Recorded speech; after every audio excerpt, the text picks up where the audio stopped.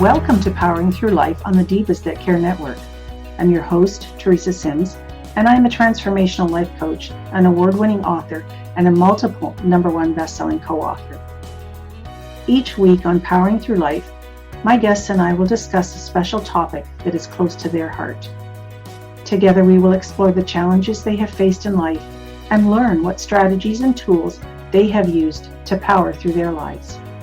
So welcome to Powering Through Life. Hi, and welcome to Powering Through Life. And today I have a really amazing guest with me and a dear friend, and her name is Brenda Pierce. And Brenda is known as the Empowered Nurse. Now, what a title that is. She has literally touched thousands of lives over her 37-year nursing career and has been at the bedside of many of the most difficult situations that life has to offer. However, it was Brenda's own near-death health crisis that totally changed her life. Brenda gives hope and transformation at any point in life, and it really is possible. She's also a TV show producer and host, international best-selling author, and podcaster, which we also have in common. We have so much in common, and it's so lovely we can do this together. Brenda loves to say, fill your life with bliss and watch your world change. What a beautiful saying that is, Brenda. Welcome to Powering Through Life. Thank you, Teresa. It's always a joy to spend time with you, whether it be online or in person. So it's great to be a part of your audience today. Thanks. I'm so happy we get to do this again. And I know we've done this a couple times, but so many things change and life is ever flowing and ever changing. And we have so many different situations that we're involved in. And I know in the past few years, you had a really life-altering health crisis. So would you like to talk to us about that and share your story behind that? Well, thank you very much for allowing me the opportunity. And may this inspire and bless somebody out there who needs a change. Because, the interesting thing is that when I was in nurses training in my second year, I lost my father, and he was 48 years of age, and he died of heart disease. And I remember the mantra that was always running in the background: if I make it to 48, I'll be great. Make it to 48, I'll be great. And through the ensuing years, the 27 years to get to 48 from that day when my dad died, I got married, fell in love, had children, win and lose in life, and everything in life happens, and it happens to us rather quickly, and life can pass us by. And it was when I was in my 47th year that life really knocked on the door. And remember, be very careful what you wish for. Okay, so you remember that mantra was going on in the back of my mind. And what happened was I was watching a show where they were talking about ovarian cancer, and I was by myself. The kids were outside running around playing. It was summertime, and I was down on the sofa in the basement lying where it was nice and cool, and this show came on. And you know what? I had been having some kind of womanly issues. I was, thinking maybe it's just me getting older. I don't know. But all of a sudden I looked down at my abdomen, and one side of my abdomen was actually raised up. And I went, oh. And, the show was there for a reason. It was waking me up to the possibility that there may be something wrong. And so I made an appointment and had an ultrasound, and things did not look good. Oh. I was gestational diabetic from my first pregnancies, and, kind of told, watch what you eat, but you really don't when you don't have that, real responsibility, and life was creeping and going, and kids were busy. And it turned out I had to have a CT scan, and yes, they found masses in my abdomen. Oh. I had had a partial hysterectomy years before. And so what had happened between the diabetes and not paying attention to some of the issues I was dealing with, I had 15 pounds of ovarian cysts removed from my abdomen through emergency surgery. And one of the, so it was growing like really prolifically. Turned out it was benign, thank goodness. because of the type of growth that was happening, it was benign, thankfully. And so one of the surgeons had to have another surgeon in because they were concerned about adhesions to other parts of my organs down below. And sure enough, one of my ureters was severed to my right kidney. And I ended up having to have stents and all kinds of corrective surgery. And, that was really an eye opener. Like I said, watch what you wish for. Watch the programming that's going on in your mind, because what you think about, you really do bring about. And after going through the surgery and all the reparative stuff that had to go on, I had reached age 48, and I made it through that threshold. And in doing so, what happened was, it was like every day after that was like, I made it to 48 and now I can be great. Yeah. So, it's been like borrowed time ever since. And yes, I've had some more health setbacks and things like that. But what I really want to bring through to your audience is that at any one point in time, yes, things happen. Our internal programming happens. There's something called the law of epigenetics, which is this whole thing. What you bring about, you think about, you bring about. And in this case, you really are master of your destiny when it comes to your health and well-being. So things happen to us. People say things to us that they didn't mean to hurt us with, but we internalize it.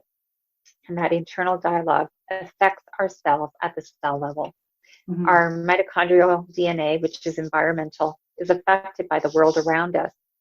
And if we may have like some predispositions like heart disease, which is in my family. But one of the things is, I'm not like my dad and grandfather who died young of heart disease. They smoked, they drank, they ate fatty foods. But our medical system tends to like to lump us into the same category. Yes. And if you continue to think, oh, okay, this disease is in my background, and so I'm at risk. So again, like that internal programming years ago, that was at play. And we are totally, totally victims of our own demise. Our mind really is something we really have to safeguard and watch. So epigenetics, I want everybody to look that up and get familiar with that, which means that if I did the same things, yes, I would have the same outcomes, right. But I chose differently. And so, and there you go. That's my story. Well, it's okay to be aware of what happened in your familiar history, right? You do need to be aware of it. But like you say, it's whether you program that into yourself that you're going to be destined to end up the same way or not. That's our choice. And like you say, it's our mindset that comes into play. So you must have at some point in time reset that programming. I did. Yeah, to say that I am not going to be that, I'm not going to end up like that, I am choosing to not have that same history repeat itself. So, well, this is so true, because if you say I am, and whatever you say after that, like I am diabetic, I am, have heart disease, or I am going to have heart disease, that I am ... Whatever you put in that ... is your reality. Yeah, very true. And, I would totally agree with that, because, we look at what's gone on in our pasts and we can say, that did happen, but however I choose, I am not, it's that word, that simple NOT word that you put in there that's going to transform how you think and believe and feel and react to life situations. Absolutely. Absolutely. So the mind only responds to the thoughts we think and the pictures we create in our mind. Mm-hmm. And so if we want to have a different reality, imprint different suggestions in our mind and watch your reality change. It is possible. It doesn't mean that what you are today is the way you have to go or be in the future. It's interesting, because a few years ago, I actually had a psychic reading.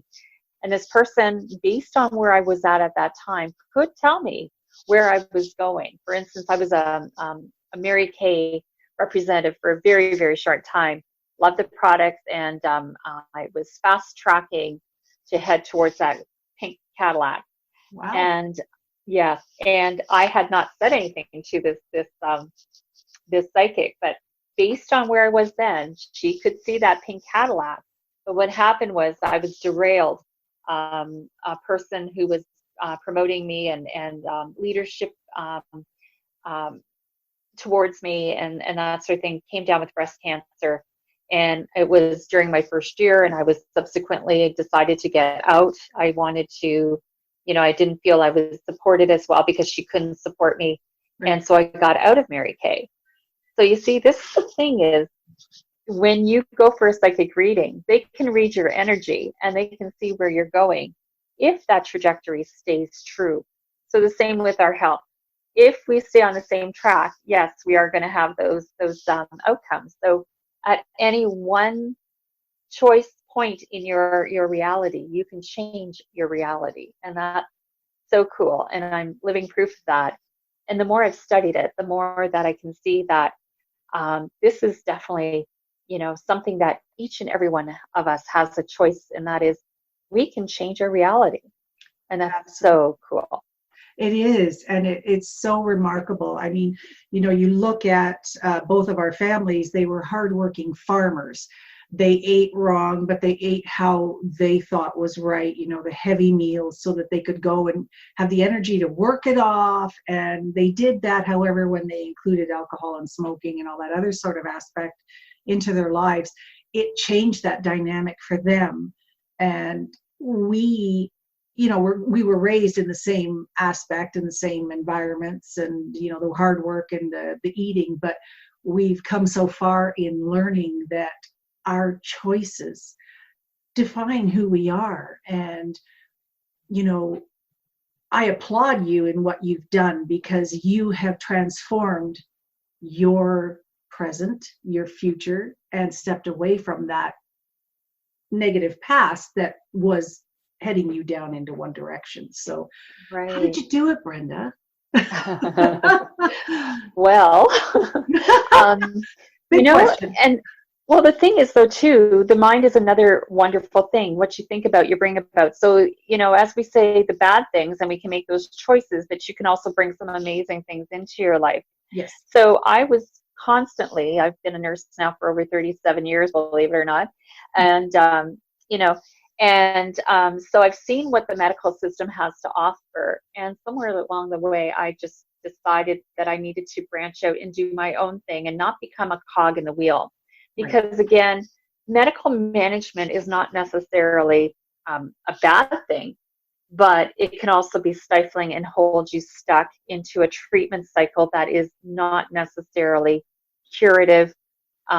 We have the ability, as I said, with our mind to reverse things, but then we need to support that and back that up in terms of bringing things to our life that are going to support our choices, make us feel good in this meat suit, because there's nothing worse than feeling aches and pains and feeling your body every day.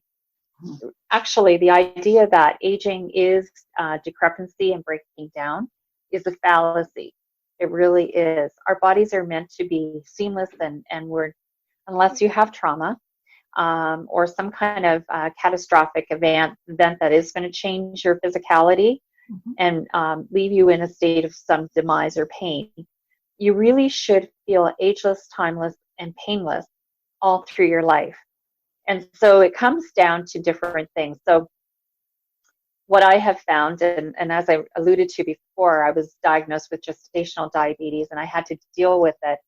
And at various points in my life, I've either been on medication or insulin, but I have learned how to reverse the process by really getting in tune with, and this isn't for everyone, this is not medical advice, but this is my journey I'm sharing. So I just want to be clear about that. Absolutely. Yeah.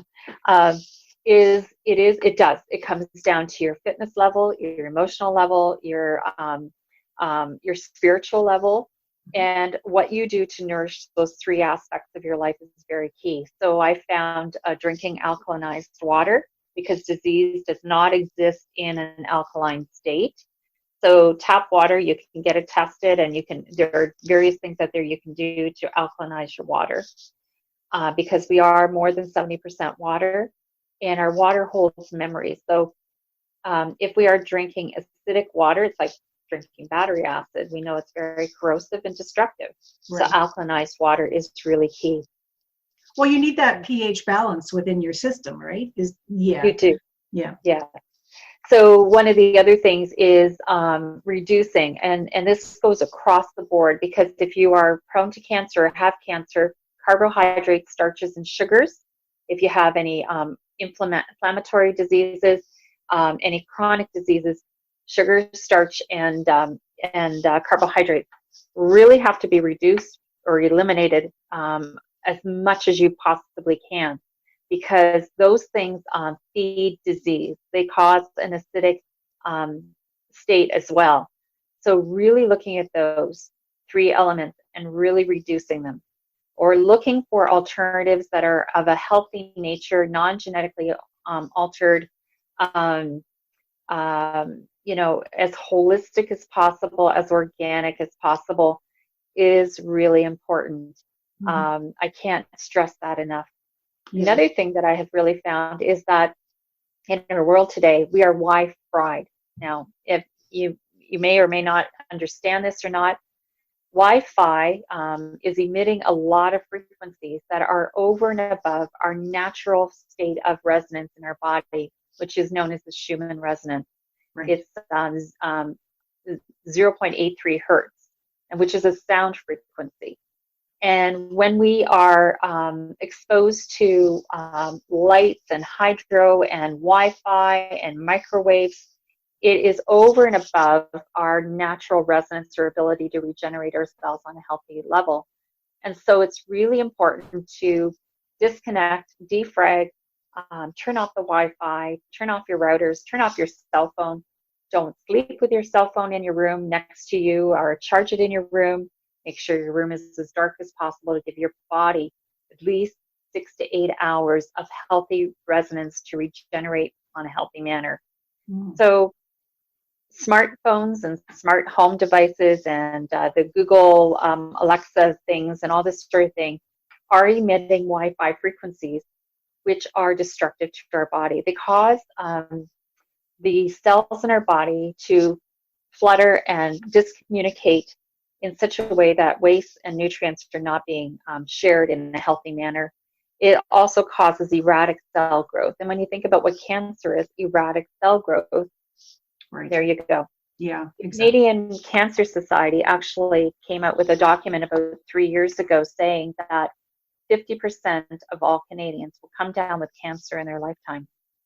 And that was before the 5G frequencies of our newer technology are being unleashed now. So I believe that those microwave frequencies that are non-ionizing, that are coming from cell phones, and are going to be a great disruptor to our health and well-being.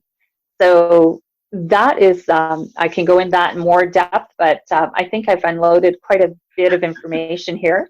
That's great, though. It's really solid information to know, because, I'm sitting here listening to you and I'm thinking to myself, I'm paying attention to what's happening within my body right at the moment.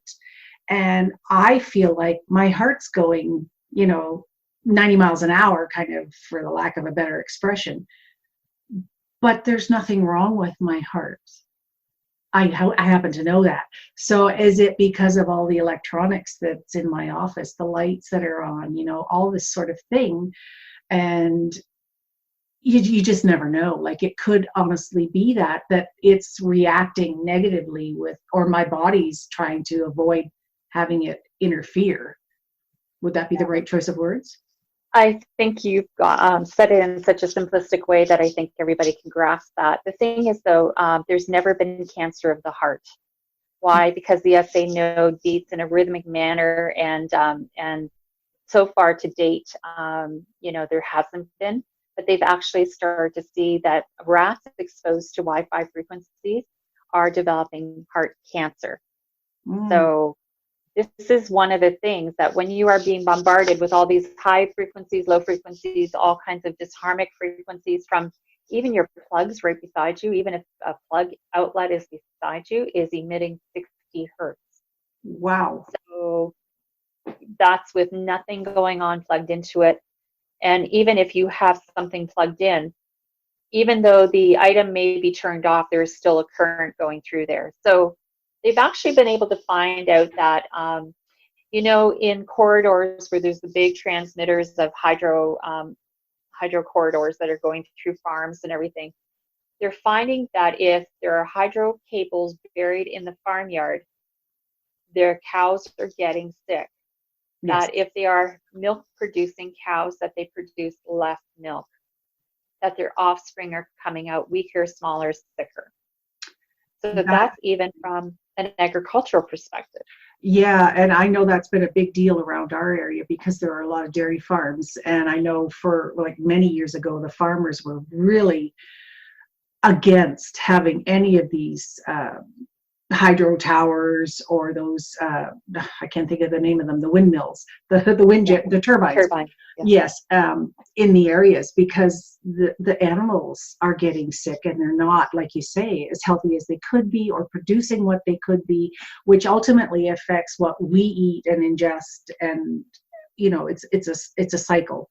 And I'm also thinking, as we're talking about how I'm reacting to the feelings that I'm getting, you and I both, and there's a lot of people that are very sensitive energetically. Mm-hmm. So this could actually disrupt our energy fields for self, right? Yes, exactly. So I'm just thinking of Frank Clegg, who is the vice president of Microsoft Canada. He resigned from Microsoft after he realized that his wife was electromagnetically sensitive. Oh. And yes, and so he didn't think that there was anything wrong with the Wi-Fi or with our advanced technology until his wife got sick. And this was a game changer for him. And he's actually the founder of Canadians for Safe Technology. So it's c4st.com or .org. And you can look it up and you can find out all about, the fact that, there is a need. There is a need. I'm one of the first people to say this because we're using technology to create this interview. Absolutely. And we wouldn't have been able to do this 10, 15 years ago. So there is a need for technology, but how can we do this for the safety and well-being of, especially like, for instance, our children? Mm-hmm. Our children are now in Wi-Fi school systems where they're exposed up to 6 hours of wireless technology. Right. And there's more learning disabilities. There are more kids that are less able to focus because that's one of the things that brain fog is one of the electromagnetic sensitive symptoms. Children are going home and they're not sleeping as well at night. Their anxiety levels are increasing. And it's because if you think about it, if you are sitting in the middle of an ocean, you would drown. And that's exactly what being exposed to Wi-Fi in excessive amounts is doing to us. It is changing our DNA, our mitochondrial environmental DNA of our cells are becoming more sensitive. And with 5G, we're going into microwaves of energy, which has been proven by some of the world scientists have gotten together, 252, I believe, last count, from all around the world, combined their studies and their research to say that the Wi-Fi world we're living in is not safe, very dangerous. And we really need to ask, they petition the World Health Organization and the entire UN to step back and look. And we're basically like the boiled frog right now. You know how a boiled frog gets put into water and the heat's turned up and he doesn't realize he's cooked until he's done. And that's exactly what's happening. Yeah. But, at the same time, we all feel that we need this, and to a limited amount. Yes, we should have this because, like you say, we're doing this interview. We depend on the internet and the computers and all our cell phones every day, but we also need to have balance. We need to incorporate balance into that.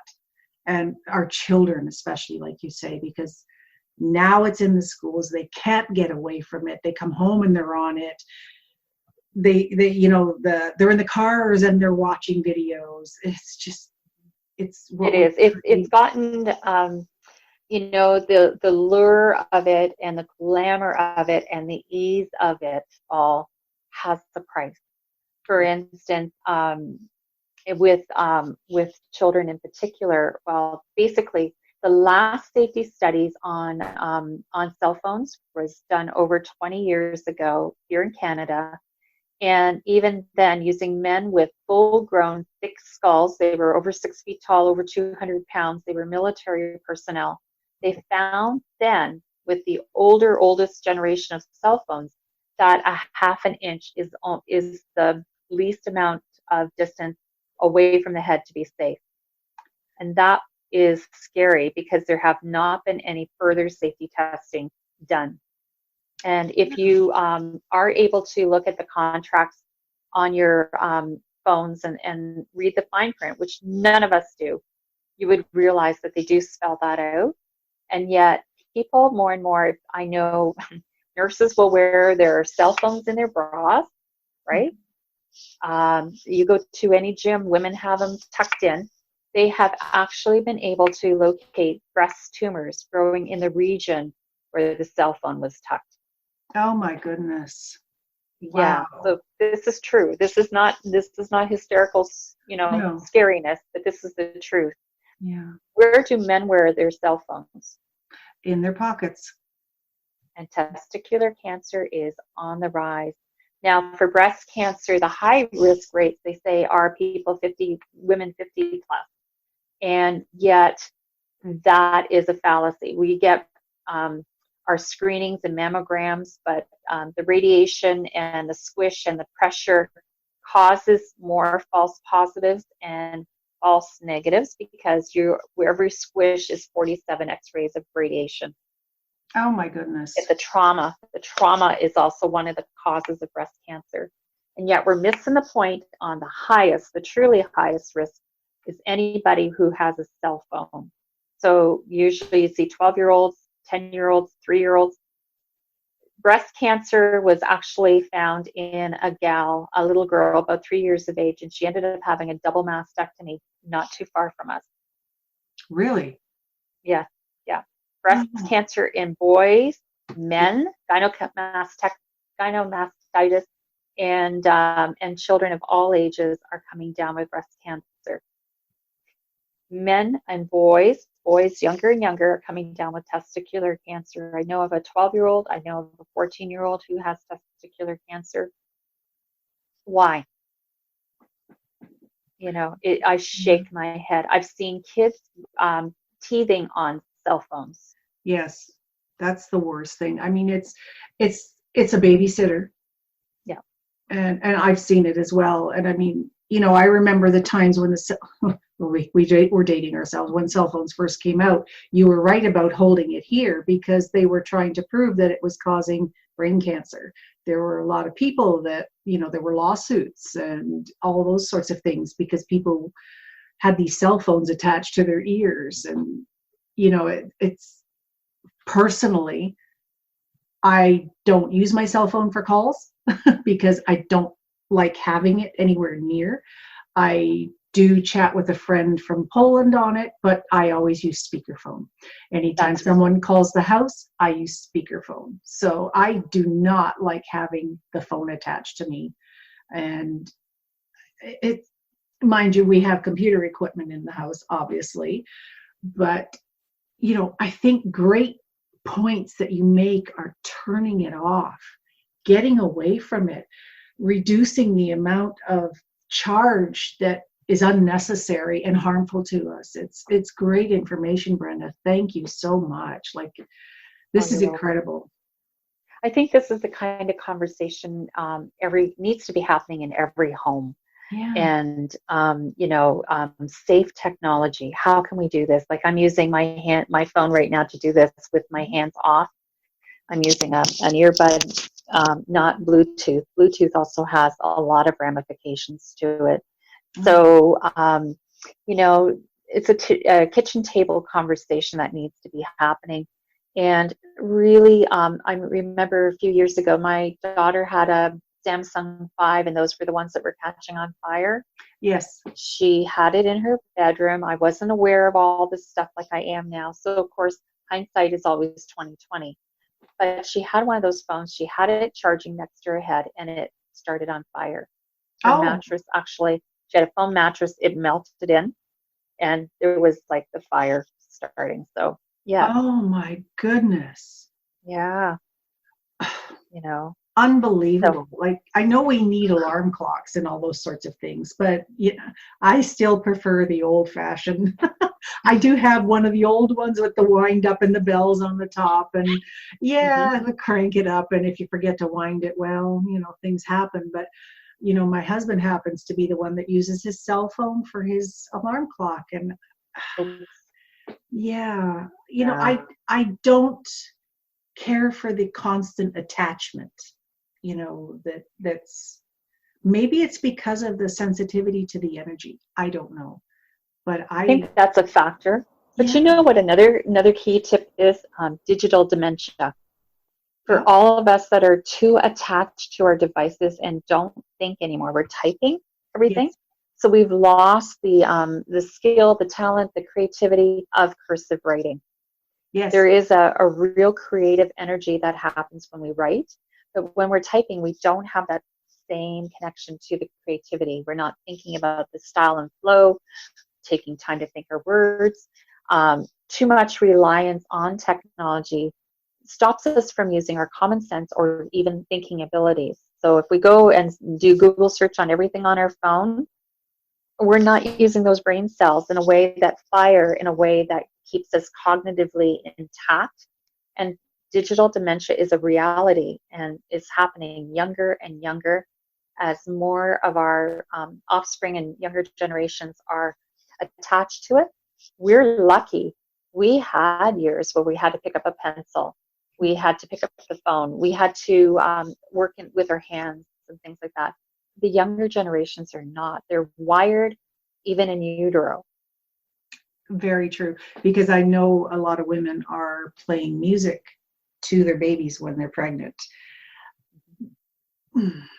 I'm still not sure about that. I mean, music is very soothing, but there's different ways of, like, you could sing, you could, Yeah, all those sorts of things. cat. The voice is Yeah, very connective. And, you talk about how children are looking up things today. I happen to have, it's put away right now, but I have a dictionary, a Webster dictionary sitting on my desk.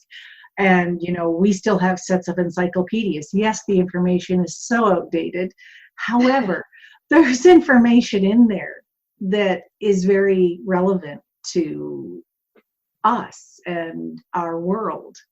well, And it's now lost information, right? yeah, yeah, exactly. Mhm. And that connection to paper, like you say, you know, it's funny because when I'm doing something, I will write out my notes first. Then I will go to my keyboard and then I will type. And it's just, I need to have that physical contact with paper, like you say. It's very key. And hopefully it will avoid having situations happen in my brain, because of the brain injury I have from my car accident. It's key that I have those connections to doing tasks differently. So I'm aware of what's gone on, and I'm aware of what I need to do to keep the signals firing properly. That's right. Keeping that neuroplasticity active Yes, and as pliable as possible for as long as we can absolutely. is probably the best antidote we have to dementia. Hmm. And so it's important.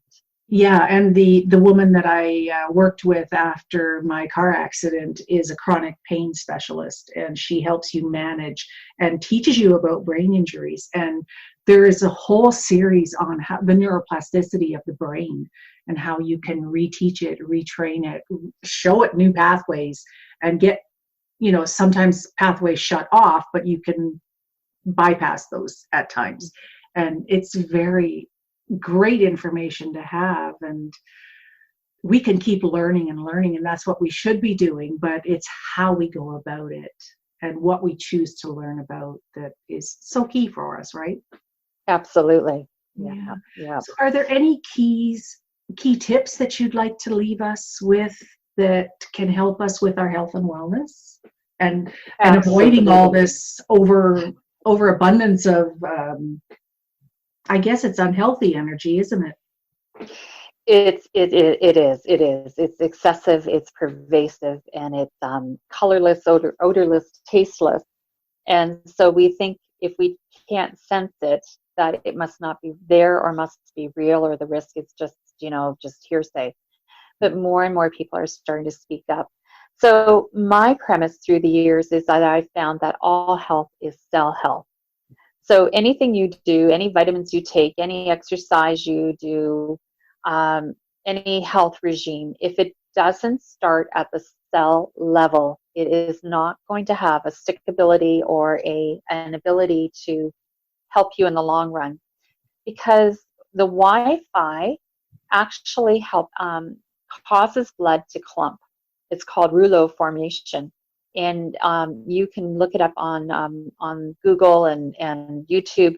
Rouleau formation is that the blood becomes so sticky and dense, it all clumps together.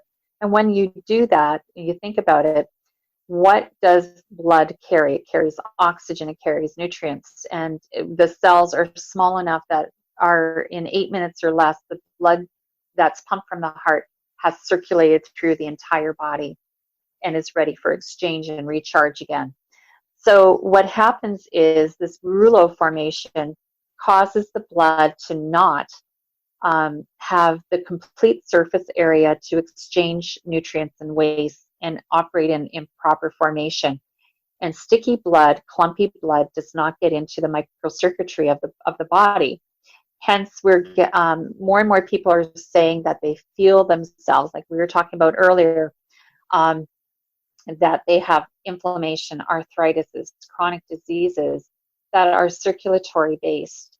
And so, what I have found through my studies and my research is pulsed electromagnetic field therapy is key to improving circulation, reducing that rouleau formation of blood, and reducing pain. So it's really important for people to really get a handle on what some of the solutions are. And if we can't avoid this Wi-Fi world that we live in, then we have to look at how we can reduce the effects on our body. So pulsed electromagnetic field therapy is a MAT system using Tesla technology developed by NASA. This technology was used to get man into space and stay in space for the long periods of time that we are now. Mm-hmm. And so with our conditions here on Earth being less grounded to the Earth's frequency, that technology is needed now more than ever here on Earth. So it's a full-length mat system that you can lay on at least 8 minutes, 10 minutes twice a day will give you 6 hours of cells being in healthy harmony back and forth, exchanging waste and nutrients in a healthy manner, improving circulation, reducing pain, and oftentimes reducing some of those things that are affecting the electromagnetic sensitive people and generally us as a whole. Yeah, and I can honestly relate to that because you have brought your system to my house and let me use it for about a week because I was unable to move from my back injury. And, just using that system that you have for 20 minutes or 30 minutes a day, twice a day, I think I was using it. It actually, in the first few times, got me up and walking. I couldn't even walk across my house in the beginning.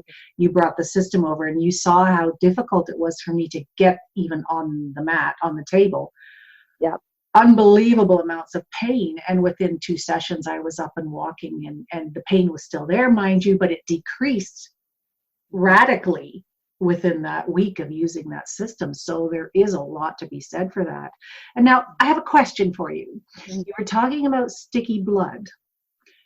Is that, and this is from, someone that's not educated in the medical field, is that what causes aneurysms and things like that to happen? Aneurysms are weakness in the wall vessels, so especially the aorta in the stomach, in this area from the heart to the where the legs are. That's where usually you see an aneurysm. Okay. And that can be from strain, work, poor lifestyle can cause that.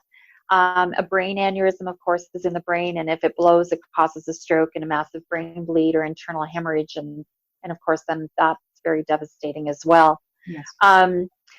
Poor circulation, when you think about it, all that, like they say, if you were to unravel the blood vessels in a human body, it would encircle the earth 3 times. That's how much we have inside of us. And so, and we think about the vena cava and the aorta, they're the 2 largest vessels in the body, and but all the microcircuitry that goes into every organ, every orifice, every membrane, every tissue in our body. It's incredible. It is. Yeah. Yeah. And so if you can think highway. Yeah, it's a long one, that's for sure. Yeah. And that's just one person, right? Yeah, exactly. So and another thing to think about too is there are 70 trillion cells in our body, give or take a billion or so, depending on your size and your age and whatever else. But 70 trillion, like that's the US debt right now in one person, So that's mind-boggling, isn't it? It is. We are very complex beings, and yet we're all, when you take it right down to the base of it all, we're cell charged, and we're cells. So neurons and protons and the electrical field charge between two cells is like the distance of 2 football fields in equation to each other, and yet the cells and the sparks and all that goes on in that area for just 2 cells is just mind-boggling. Yeah. So when I was a nurse, the very first day, we learned about Maslow's hierarchy of needs, which is man is a psychosocial spiritual being. Yes. And after that, the rest of my 2 years of training, 39 years ago, basically was dissecting into every different discipline and this modality and this, and there was none of this synchronicity ever talked about ever again. And yet when we come down to it, we are holistic. Absolutely. Body, mind, and spirit. And so, and this is where, specialties have come up. We used to have a GP who did everything, and then we were like shipped off to 5 different doctors, and so what I really believe is honing it all down. What can we do at the cell level to improve our fluid, our cell health and well-being? And so bringing it down to very simplistic, it's what you eat or what you choose not to eat. It comes down to emotional health, what you tell yourself, because the mind only knows what you tell it and the pictures you show it. And cell health is getting down to the nitty-gritty of improving circulation to reduce inflammatory processes in our body. And so there you go. Yeah, that's solid information. So mind, body, spirit, we need to keep those things nourished, healthy, and recharged. Because you think about, like you said, the 2 cells on opposite sides of a football field, the energy that pulls those 2 together is incredible if we keep them healthy and if we keep these electronic devices at bay as much as possible. So it all boils down to our choice. It does. It does. That's incredible. And being open to making choices. That's another thing, is understanding you do have a choice.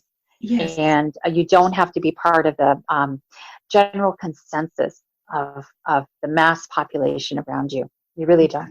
Exactly. I know a lot of people that are, energy workers or, healers of that genre, for the lack of a better term, that they will actually unplug and step away from as much electronics as they possibly can, at least for a weekend or a couple of days, so that they can recharge themselves. And it's so key. It's very important that we do this. And awareness, education, and making choices, healthy choices for ourselves is, I think, the most important things we can do for ourselves. Absolutely. Brenda, do you have a favorite saying that you like to use besides, the mind, body, soul connection? I love that, by the way, and it's so in tune to what you do. So is there another one that you like to use? Yeah, and this was really a key one. When I figured this out, it changed. It was a game changer for me, and that is, I like Einstein, who says, problems cannot be solved at the same level of thinking that created them. Very good. Very good. And that's so true. You have to just expand, right? Yeah. Yeah, that's wonderful. Thank you, Brenda. I so enjoy our time together, and I love what you're doing. And I know you're into a couple new things that we will come back and talk about the next time. How's that sound? Absolutely. That sounds so wonderful. And it's so nice to be a part of your audience, and, continued success always, Teresa. Much love. Thank you so much, Brenda. And thank you, everyone, for listening to Powering Through Life. We will have some more great interviews, but right now I want to thank my incredible guest, Brenda Pierce, for sharing her wisdom. It's so wonderful spending time with you. And I know that, there's some good food for thought here in this interview, and people need to go and check up and learn about what we've discussed and find out and make educated decisions for themselves and for their children, which is so vital. Thank you. Well, Divas, that brings to a close another great, inspiring interview on Powering Through Life. Thank you to my incredible guest for sharing your story with us. Divas, if you would like to connect with my guests, just go to divasthatcare.com, click on my picture at the top, that's Teresa Sims, and there you can access all of my interviews. Don't be shy, reach out if you have any questions, or simply just leave us a comment. Also, you can contact me at my website, that's teresasims.com. Thank you for listening to Powering Through Life on the Divas That Care Network.